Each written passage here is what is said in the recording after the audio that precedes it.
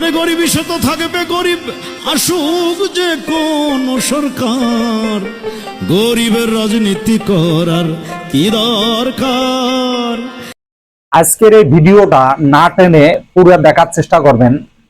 নকুল কুমার দাদার এই গানের সাথে বর্তমান সময়ের বাস্তবতার কিন্তু অনেক মিল পাবেন, এর কোনো বিকল্প নাই। ভিডিওটা দেখতে থাকুন। নেতার বাড়বে গাড়ি বাড়ি, নেত্রীদের গহনা শাড়ি, আমেরিকায় দেবে পাড়ি আন্ডা বাচ্চা যত যার, খাবে চামচারা দই সন্দেশ লাচ্ছা, দালালেরাও থাকবে আচ্ছা, আমরা ছাগলের 3 নম্বর বাচ্চা, শুধুই লাফালাফি সার, গরিবের রাজনীতি করার কি দরকার। এই সময়ে দাদার যে গানটা, সেই গানের সাথে বাস্তবতা 100% মিল আছে।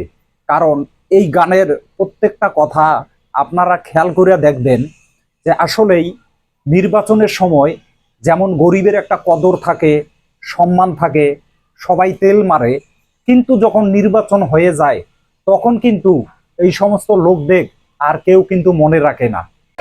আর গরিব রাজনীতি করতে পারবে না, কারণ রাজনীতি করতে আজকাল যে কোটি কোটি টাকা লাগে সেটা কোথায় পাবো। আমার এক দাদা আমেরিকায় থাকেন, তিনি এটা শুনে তো অবাক যে এত টাকা তুমি কোথায় পাবে। আরে কিন্তু আমার মনে হয় আমরা যারা জনগণ আমরা অনেক ভুল করি। কিরকম? আমরা যদি একজন ক্যান্ডিডেটের কাছ থেকে আগেই 20 লক্ষ টাকা খেয়ে ফেলি বা 1 কোটি টাকা খেয়ে ফেলি, তাহলে উনি নির্বাচিত হয়ে ওনার ওই 1 কোটি টাকা তো তুলতে হবে। ইলেকশনের আগে কোনো ক্যান্ডিডেটের কাছ থেকে খেয়েই ফেলেন, কারণ তিনি তো চুরি করবেনই, কারণ তার তো ওই টাকাটা তুলতে হবে ভাই। সেই কারণে ইলেকশনের আগে কারো দেয়া কিছু খেতে নাই। দাদা গানের মাঝে কিন্তু একটা কথা বলছেন, কথাটা হলো যে এমপি মন্ত্রীর ছেলে মেয়েরা কিন্তু বিদেশে লেখাপড়া করে, কিন্তু আপনার ছেলে মেয়ে কোথায় লেখাপড়া করে? এই গ্রামেই। অথচ আপনি তাকে নির্বাচিত করছেন, কিন্তু খেয়াল করুন।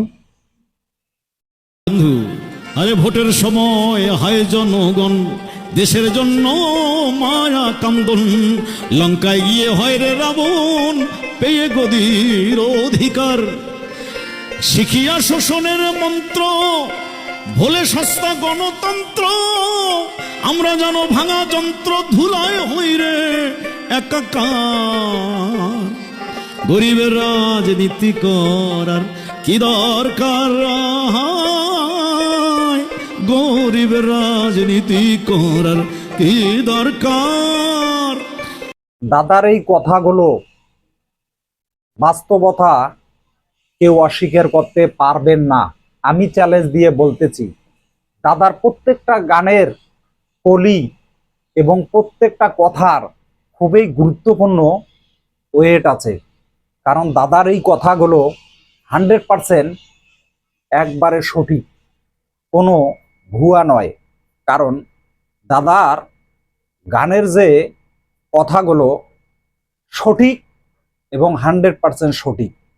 অবশ্যই এই ভিডিওটা শেয়ার করে সবাইকে দেখার সুযোগ করে দেবেন, আর চ্যানেলটি সাবস্ক্রাইব করবেন। আল্লাহ হাফেজ।